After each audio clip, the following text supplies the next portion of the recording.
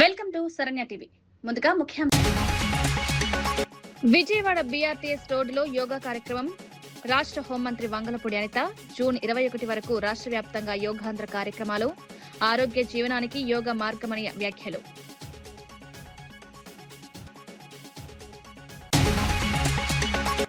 తెలంగాణ ప్రయోజనాల విషయంలో సీఎం రేవంత్ రెడ్డి విఫలమయ్యారని హరీష్ రావు విమర్శ. పాలమూరు ప్రాజెక్టుకు ఆమోదం ఇస్తేనే బనకచర్లకు ఒప్పుకుంటామని వ్యాఖ్య. కృష్ణా జలాల అంశంలో తెలంగాణ హక్కులను ప్రభుత్వం కాపాడలేదని ఆరోపణ.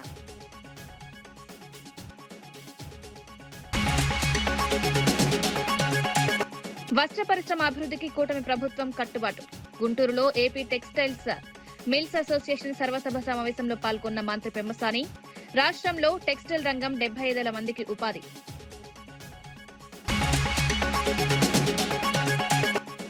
సంగారెడ్డిలో తెలంగాణ రక్షణ సేన జెండా పండుగలో పాల్గొన్న కవిత. ఉచిత విద్య వైద్యాన్ని ప్రజల హక్కుగా అమలు చేస్తామని హామీ. ప్రధాన రాజకీయ పార్టీలు ఈ రంగాల్లో విఫలమయ్యాయని విమర్శ.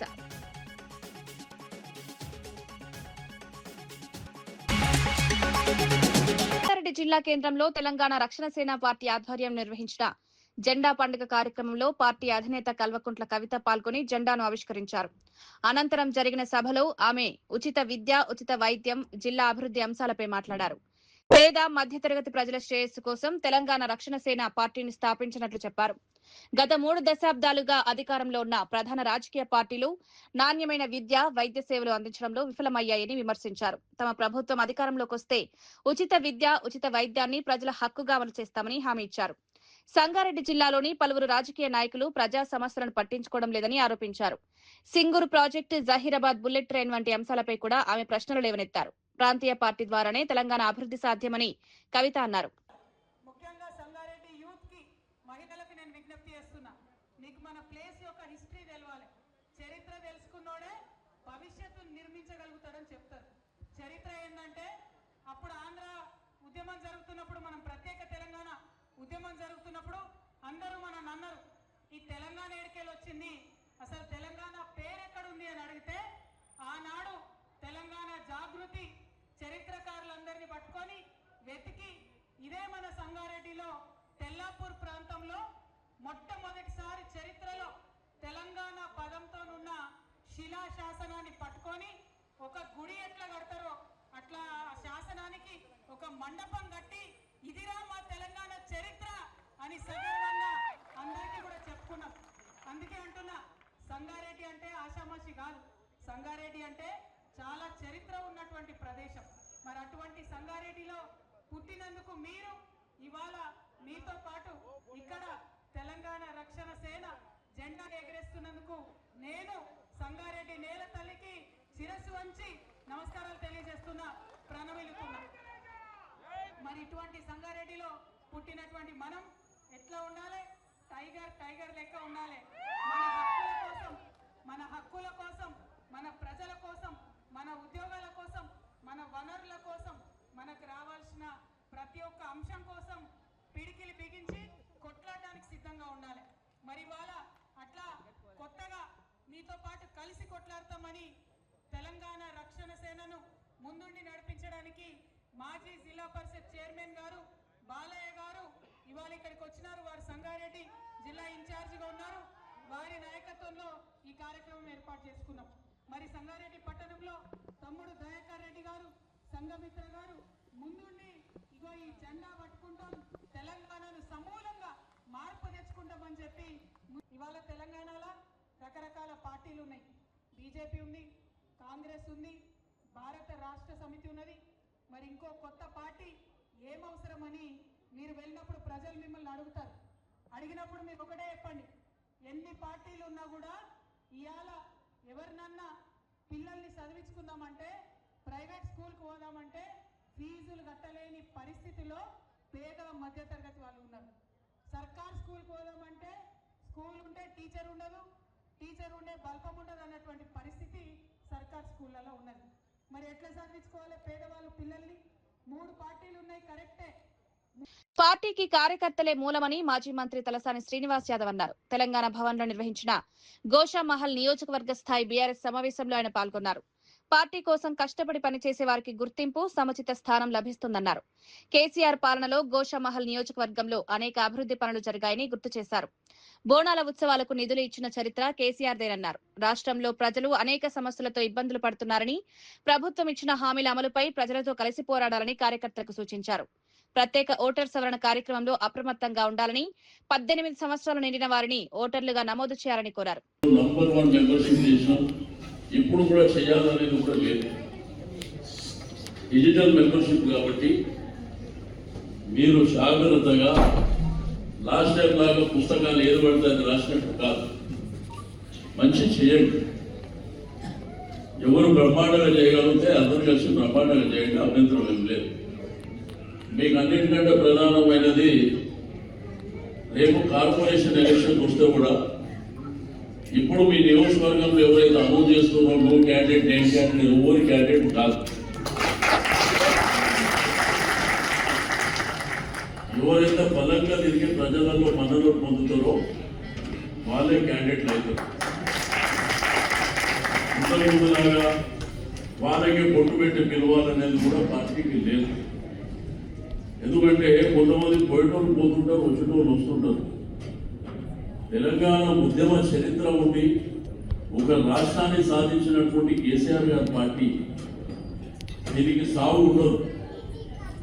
ఇది పోయేటోడు పోతూనే ఉంటాడు, వచ్చేటోడు వస్తూనే ఉంటాడు. చాలా మంది ఏంటంటే ఆ బస్తీలా, డివిజన్లా, ఏరియాలో ఏమనుకుంటారంటే నేనే సీనియర్ లీడర్ని, నేను ఉంటేనే పార్టీ ఉంటుంది, నేను చెప్పిందే నాకు నిద్రకి లేచిందే నేను చెప్పినప్పుడే మీటింగ్ జరగాలి, లేకపోతే లేదు, హైకమాండ్ కూడా నా చూపులో ఉండదు అనుకుంటారు.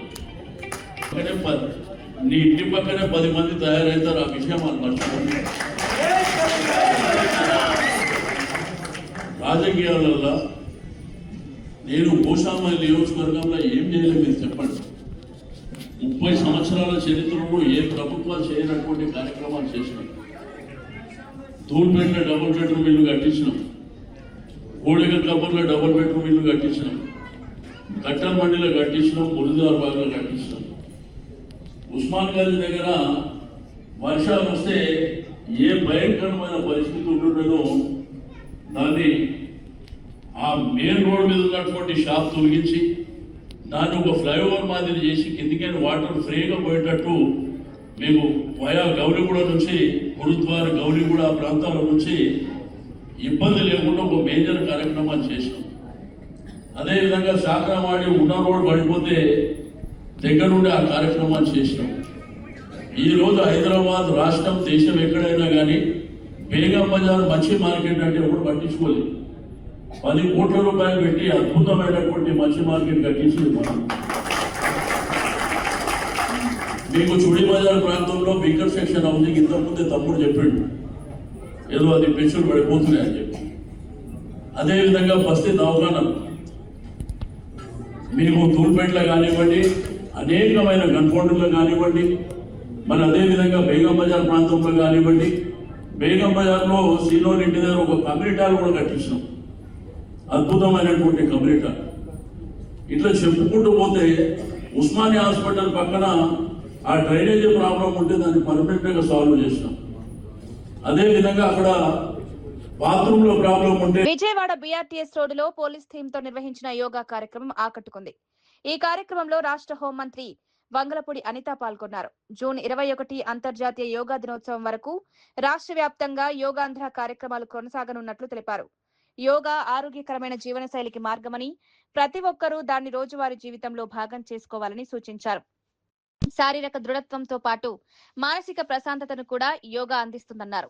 ఒత్తిడిని అధిగమించడంలో యోగా కీలక పాత్ర పోషిస్తుందని హోంమంత్రి అనిత వివరించారు. మనం నెక్స్ట్ జనరేషన్స్ కి అందించాలని ఒక ముఖ్య ఉద్దేశంతో గౌరవ ప్రధానమంత్రి గారు ఐక్యరాజ్య సమితిలో తీసుకున్న ఒక నిర్ణయం, దానికి ప్రపంచ దేశాల తాలూకా ఆ రోజు మద్దతు మనందరికీ కూడా తెలుసు. దానిలో భాగంగానే ఈ రోజు ప్రత్యేకంగా యోగా డేని సెలబ్రేషన్స్ ని 14 రోజులు చేయాలని మన ఆంధ్రప్రదేశ్ రాష్ట్ర గవర్నమెంట్, ఎన్డీఏ కూటమి గవర్నమెంట్ ఈ రోజు నిర్ణయం తీసుకొని దానిలో భాగంగా ఈ రోజు నుంచి స్టార్ట్ చేసాం. ఈ రోజు కూడా విజయవాడ కమిషనరేట్ లో ఈరోజు పోలీస్ థీమ్ కింద ఈరోజు ఒక యోగా డే సెలబ్రేట్ చేసుకున్నాం. దానికి వేదికగా విజయవాడ కమిషనరేట్ ముఖ్యంగా రాజశేఖర్ బాబు గారు దీనికి ఇనిషియేషన్ తీసుకుని ఇక్కడున్న అందరి సహాయ సహకారాలతో ఈరోజు ఒక మంచి కార్యక్రమాన్ని ఏర్పాటు చేసుకుని అందరి చేత కూడా యోగా చేయించడం జరిగింది. టీడీపీ నేత జేసీ ప్రభాకర్ రెడ్డి మరోసారి పోలీస్ అధికారులపై ఆగ్రహం వ్యక్తం చేశారు. గతంలో ఏఎస్పీ రోహిత్ కుమార్ చౌదరిపై చేసిన వ్యాఖ్యలు వివాదాస్పదంగా మారిన విషయం తెలిసిందే. తాజాగా ఎస్ఐలు, సీఐలకు కూడా హెచ్చరికలు జారీ చేయడం రాజకీయ వర్గాల్లో చర్చకు దారితీసింది. ప్రజా సమస్యల పరిష్కారంలో అధికారులు బాధ్యతగా వ్యవహరించాలని అన్నారు. అధికారుల తీరు పట్ల అసంతృప్తి వ్యక్తం చేస్తూ పలువురు పోలీస్ అధికారులను ఉద్దేశించి వ్యాఖ్యలు చేశారు.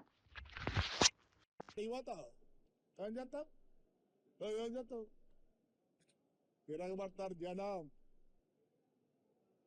నువ్వు రావాల్సిందే, మా బుద్ధి రిజిస్ట్రేషన్ చేయాల్సిందే. అది విడిచిపెడతాం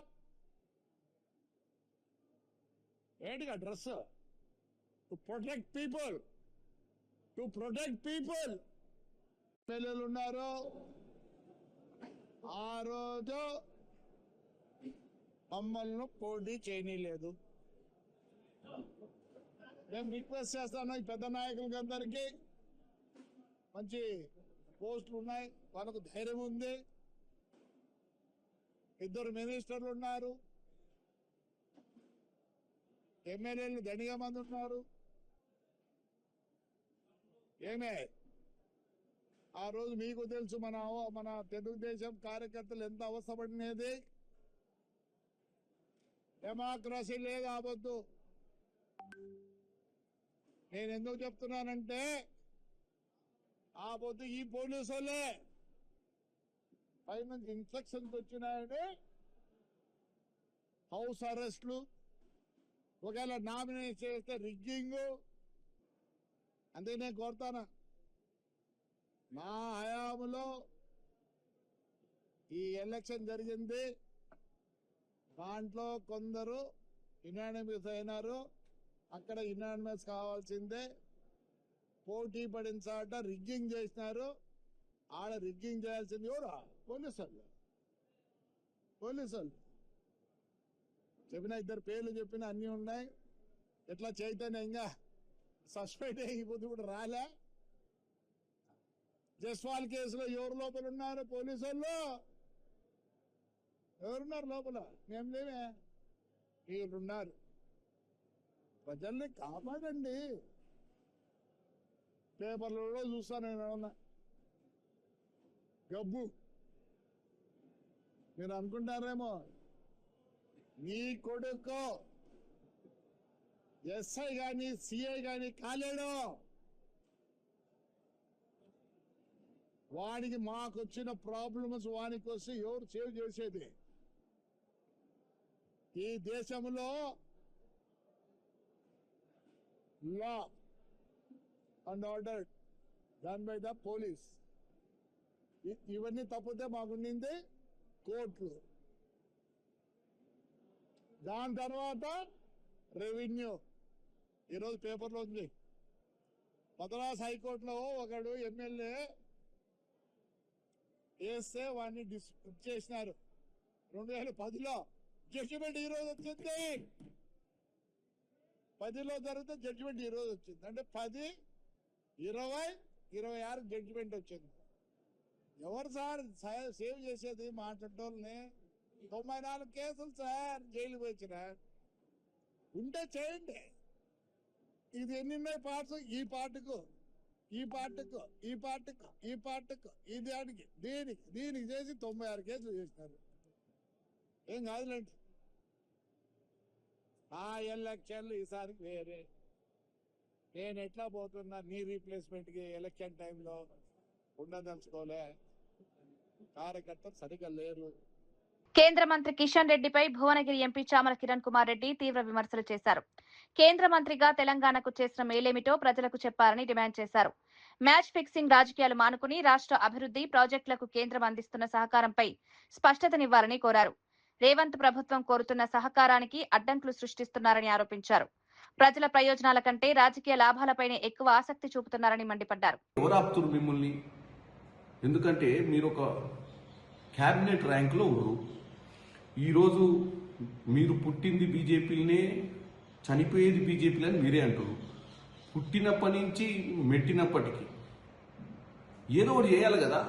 ఒక సామాన్య కుటుంబం నుంచి మిమ్మల్ని తెలంగాణ ప్రజలు ఈ స్థాయికి తెచ్చిర్రు. మీరు ఏ పార్టీలో పుట్టిరు, ఏ పార్టీలో పోయేది అనేది సమాజానికి సంబంధం లేదు. మీరు ఏ పార్టీలో పుట్టినా, ఏ పార్టీలో పోయినా ఈ మధ్యన మీకు వచ్చే అధికారం ఇచ్చినటువంటి ప్రజల కోసం ఏం చేసిర్రు? ఈ తెలంగాణలో 10 సంవత్సరాలలో కేసీఆర్ దోచుకపోతుంటే ఢిల్లీలో కూర్చొని నిమ్మకు నీరెత్తినట్టు ఎందుకుర్రు? మీ మీద ఏం ప్రెజర్ ఉంది? ఇవాళ మిమ్మల్ని కాంగ్రెస్ పార్టీకి అడ్రస్ ఉందా, అడ్రస్ లేదా అనేది తెలంగాణ ప్రజలు చేసినటువంటి ఓటింగ్ వల్లనే ఈరోజు ముఖ్యమంత్రి అయ్యారు రేవంత్ రెడ్డి గారు. ఈరోజు మీరు కూడా బీజేపీ పార్టీలో గతంలో బీజేపీ పార్టీ అధ్యక్షుడిగా ఉండి మీరు ముఖ్యమంత్రి ఎందుకు కాలేదంటే ఇక్కడ ప్రజలకు మ్యాచ్ ఫిక్సింగ్ పాలిటిక్స్ అంటే ఇంట్రెస్ట్ ఉండదు.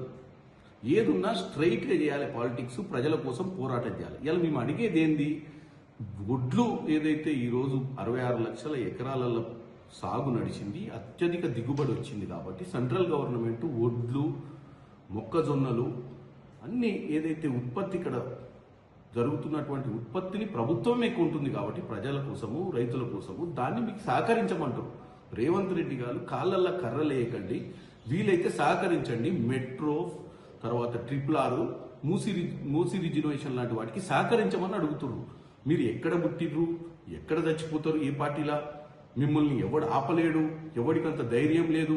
ఈ విషయాలు రేవంత్ రెడ్డి గారు మిమ్మల్ని ఛాలెంజ్ చేస్తలేడు. రేవంత్ రెడ్డి గారు డైరెక్ట్గా మీకు ఏం చెప్తుందంటే, ఒక సెంట్రల్ మినిస్టర్గా తెలంగాణ ప్రజలు మిమ్మల్ని ఈ స్థాయికి తీసుకొచ్చారు కాబట్టి ఒక చిన్న యూత్ ఏముంది బీజేవైఎం నుంచి అంటే భారతీయ జనతా పార్టీలో యువ విభాగం నుంచి ఈ స్థాయికి వచ్చింది కాబట్టి మీరు ప్రజల కోసం మంచి చేయాలని కోరుకుంటున్నాం.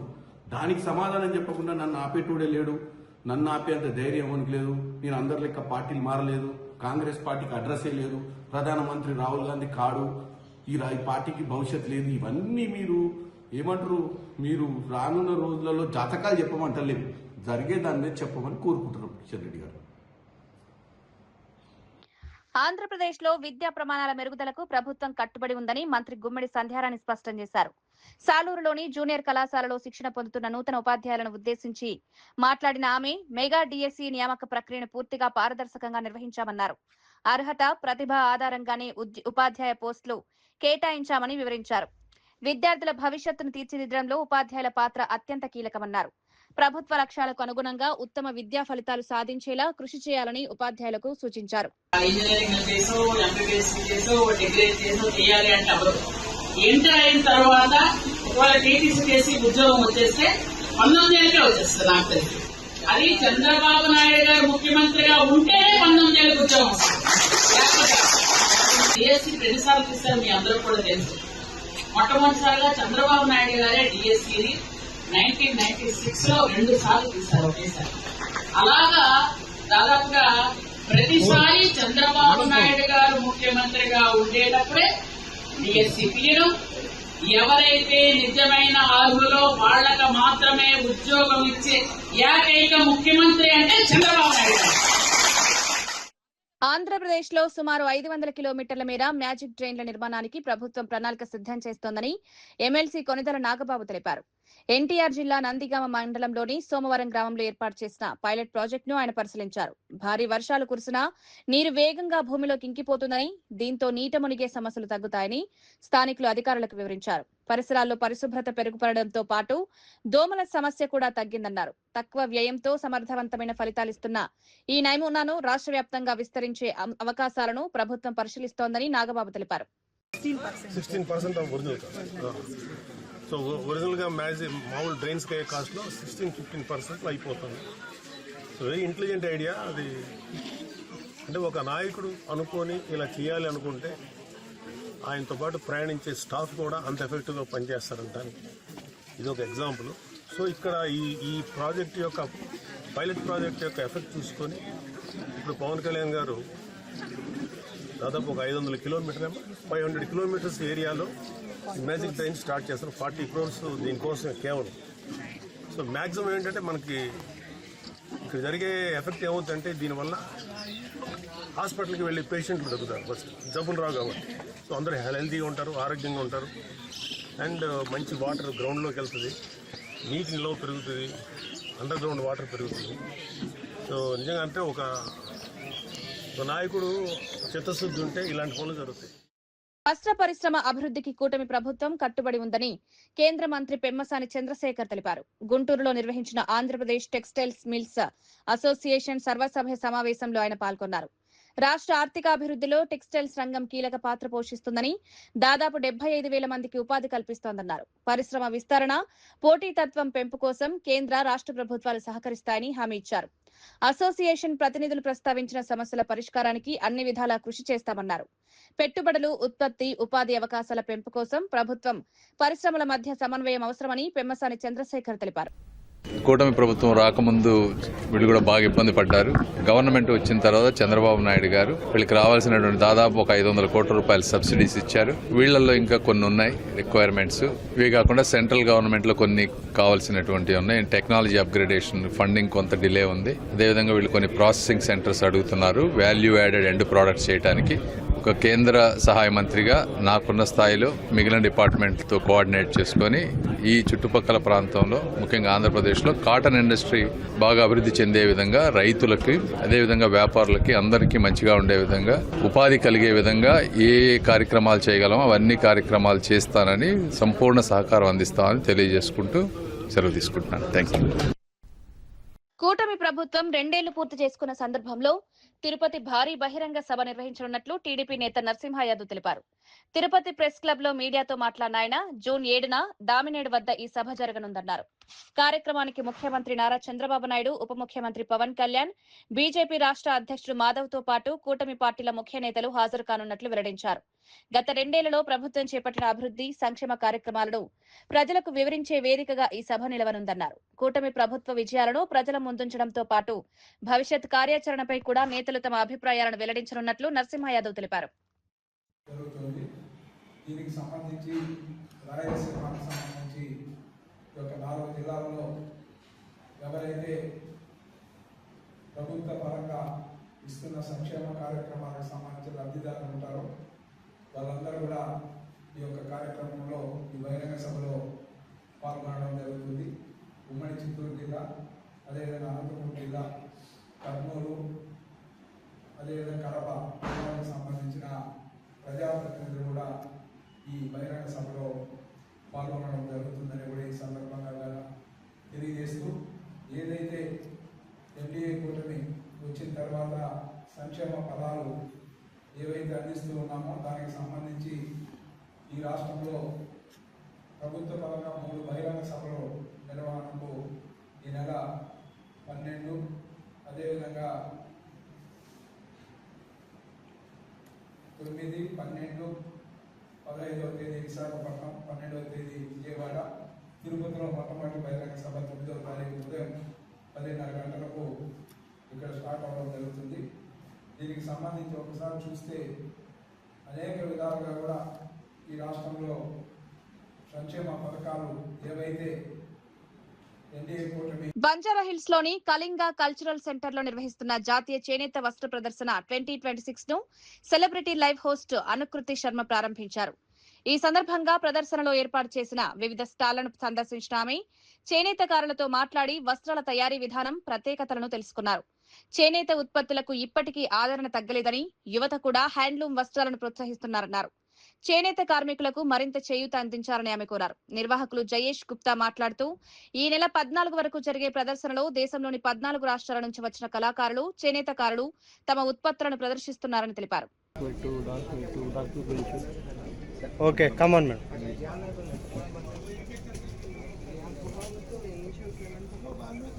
Okay madam.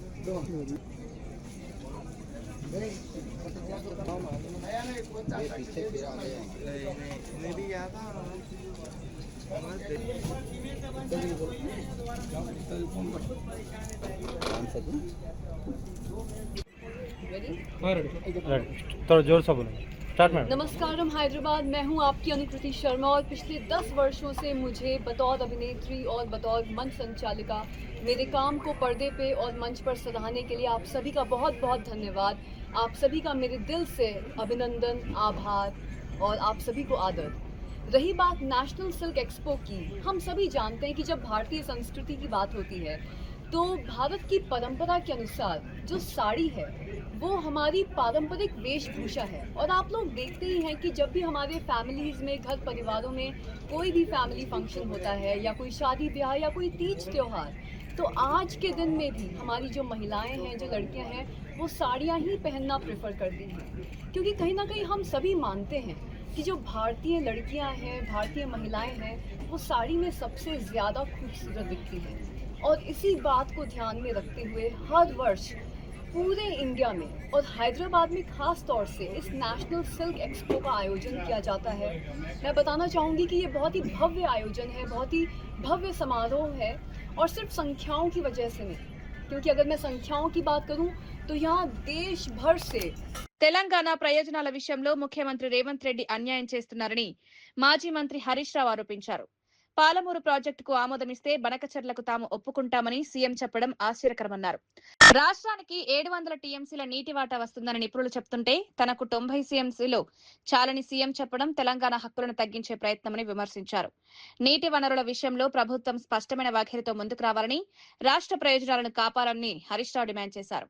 90 టీఎంసీలు మనవే, 45 టీఎంసీలు మైనర్ ఇరిగేషన్, 45 టీఎంసీలు మన హక్కుగా రావాల్సిందే. అది ఆల్రెడీ 80లో పైన కర్ణాటకకు 14 అనుమతి ఇచ్చేసిండ్రు, 21 మహారాష్ట్రకు అనుమతి ఇచ్చేసిండ్రు. ఈ 45 మనకి ఇచ్చి తీరాల్సిందే. ఇన్ఫ్యాక్ట్ ఆ విషయం ఇప్పుడు ట్రిబ్యునల్ ముందు ఉంది. మొన్న బ్రిజేష్ కుమార్ ట్రిబ్యునల్ ముందు మన అడ్వకేట్లు వాదన వినిపిస్తుంటే బ్రిజేష్ గారు బెంచ్ మీద నుంచే అన్నాడు, ఆ 45 మీయే కదండి, నాగార్జున సాగర్ పైన ఉండే భూభాగం తెలంగాణదే కదండి, మీ పరివాహక ప్రాంతమే కదా, ఆ నీళ్లు మీయే కదా, దానికి మళ్ళీ ట్రిబ్యునల్కి ఎందుకు వచ్చిండ్రు అనేటువంటి కామెంట్ కూడా బ్రిజేష్ గారు చేసిండ్రు. సరే, అప్పటి కేంద్ర ప్రభుత్వం కేసీఆర్ గారి పోరాటం వల్ల, కేసీఆర్ గారి ప్రయత్నం వల్ల ఇవాళ ఈ విషయాన్ని ట్రిబ్యునల్కు రెఫర్ చేసిండ్రు. మొత్తం రీడిస్ట్రిబ్యూషన్ ఆఫ్ కృష్ణా వాటర్ 811 పాతై, కొత్తగా బ్రిజేష్ గారు ఇచ్చినటువంటి 194, రెండు కలిపితే 1005 టీఎంసీలు. ఆ 1005ను రీడిస్ట్రిబ్యూట్ చేయండి, ఈ 45 కూడా తెలంగాణకి ఇచ్చే విషయాన్ని కూడా బ్రిజేష్ కుమార్ ట్రిబ్యునల్ ముందుకు పోయింది. 1005 ప్లస్ 45 అంటే 1050 టీఎంసీలను ఇప్పుడు ట్రిబ్యునల్ డిసైడ్ అయిపోతా ఉంది. అయితే ఇక్కడ మన నీళ్లు మనం తీసుకోవడానికి ఇంత స్పష్టంగా ఇవాళ ట్రిబ్యునల్ ముందు కూడా ఏమైంది, 1050 టీఎంసీలకు సంబంధించి 2 రాష్ట్రాల వాదనలు పూర్తయిపోయినాయి. ఏ నిమిషంలోనైనా, ఏ నెలలోనైనా ట్రిబ్యునల్ తీర్పు రాబోతా ఉంది. ఇవాళ అందరూ మేధావులు, నీటి రంగ నిపుణులు ఏం చెప్తున్నారు, ఈ 1050లో అధమంగా తెలంగాణకు 700 టీఎంసీలు వస్తాయి అనేటువంటి మాట రాష్ట్రం అందరూ కూడా చెప్తా ఉన్నారు, నిపుణులందరూ కూడా చెప్తా ఉన్నారు. 700 టీఎంసీలు మనకు వస్తుంటే ఈయన అంటాడు, మీరు ఎన్ఓసి ఇవ్వండి 90 టీఎంసీలకు, నేను ఇక మా గోదావరి నీళ్లు 139 టీఎంసీలు ఇడిచిపెట్టుకుంటా, సమ్మక్క సాగర్ 47 ఇడిచిపెట్టుకుంటా. అంటే మొత్తం ఇటు కృష్ణకు నష్టం చేస్తుండు, అటు గోదావరికి నష్టం చేస్తుండు. ఇప్పుడు గోదావరి కృష్ణాలో కూడా ఏమవుతుంది, 90 టీఎంసీలు ఎన్ఓసి తెచ్చుకుంటే రేపు ఆంధ్రప్రదేశ్ పోయి ఈ 90 టీఎంసీలను ట్రిబ్యునల్ ముందు పెడితే నీకు వచ్చే 700 టీఎంసీల్లో 90 కట్ కావా? ఈ 90 నీకు హక్కుకు వచ్చేటియే, నీ 45 నీ మైనరే, ఈ 45 డైవర్షన్లో రావాల్సినవి. ఈ 90కి నువ్వు ఎన్ఓసి తీసుకుంటే రేపు కృష్ణా ట్రిబ్యునల్లో ఇంకో నెలకో 2 నెలలకో 3 నెలలకో వచ్చే అవార్డులో నీకు రావాల్సిన 68%. కృష్ణా నదిలో తెలంగాణ పరివాహక ప్రాంతం 68%. ఈ 1050లో 68% ప్రాతిపదికన, నీ అవసరాల ప్రాతిపదికన నీకు 700 టీఎంసీలు వస్తాయి. నువ్వు అనవసరంగా ఈ ఎన్ఓసి 90 తెచ్చుకుంటే ఏమవుతుంది, వచ్చే 700లో నీ 90 గాటపట్టు తీసుకోక నువ్వేదో సాధించినా అని గొప్పలు చెప్పేటువంటి ప్రయత్నం చేస్తూ ఉన్నావు. రెండవ అంశం ఏమవుతుంది, ఇంక ఏం కిటుకు పెట్టింది తెలుసా, ఈ 47 ఇండియా కూటమి ఐక్యత కొనసాగాలంటే కాంగ్రెస్ పార్టీ తమపై చేసిన ఆరోపణలు నిరూపించాలని, లేకపోతే ప్రజలకు బహిరంగంగా క్షమాపణ చెప్పాలని ఏపీ సిపిఎం రాష్ట్ర కార్యదర్శి శ్రీనివాసరావు డిమాండ్ చేశారు. రాజకీయ ప్రయోజనాల కోసం భాగస్వామి పార్టీలపై నిరాధార విమర్శలు చేయడం సరికాదన్నారు. కూటమిలో పరస్పర గౌరవం, నమ్మకం ఉండాలని, అదే ఐక్యతకు బలమన్నారు. ప్రజల సమస్యలపై కలిసి పోరాల్సిన సమయంలో ఆరోపణలు చేయడం వల్ల ప్రతికూల సంకేతాలు వెళ్తాయని వ్యాఖ్యానించారు. Charging opposition parties. In Kerala, they charged CPIM that they colluded with the BJP at the time of assembly elections. Now they are asking us to come and sit together along with them. What is the meaning? The common point between Congress and CPM is anti-BJP, anti-communal agenda. If you are charged on the same agenda against the CPIM, what is the meaning of this attending the meeting? So they must have to clarify, they have to agree whether they are serious about their charge, they must have to prove. Otherwise, they have to withdraw and apologize the people. Then only the India Black would united. As like in Tamil Nadu also, they immediately drift away from the front, and without even knowledge of the DMK or other partners, they gone away, gone out. This type of attitudes in all the regional parties are very unsatisfactory. They are dissatisfied with the approach of the Congress. That is, so it is the responsibility of the Congress for the latest India Black developments. ఇవి ఈనాటి వార్తా విశేషాలు. మరో బులెటిన్లో మళ్ళీ కలుద్దాం. నమస్కారం.